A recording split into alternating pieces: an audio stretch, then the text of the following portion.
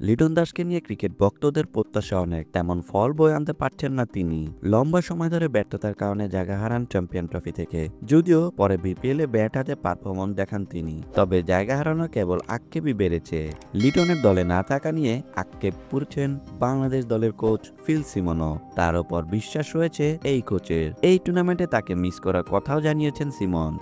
আজ অনুশীলন শেষে গণমাধ্যমে মুখোমুখি হন টাইগার এই কোচ। সে সময় লিটন দাস প্রসঙ্গে তিনি বলেন, লিটনের সঙ্গে আমার কথা হয়েছে।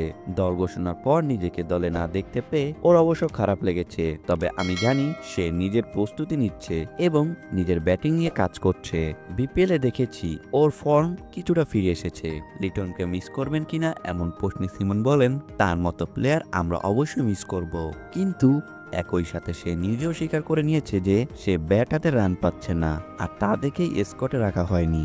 ব্যাট হাতে 2023 সাল মাতানো লিটন 2024 সালে এসে খেলেন 5 ওয়ানডে, সেখানে সেফ 6 রান করতে পেরেছেন তিনি। টি-20 ফল খুবই খারাপ, 12 ম্যাচে 20 ইনিংসে 16.3 করে রান করেছেন 309। ভিডিওটি দেখার জন্য অসংখ্য ধন্যবাদ। নিত্য নতুন এমন ভিডিও পেতে হলে আমাদের চ্যানেলের সঙ্গেই থাকুন, সাবস্ক্রাইব করুন, ভালো লাগলে অবশ্যই লাইক করুন।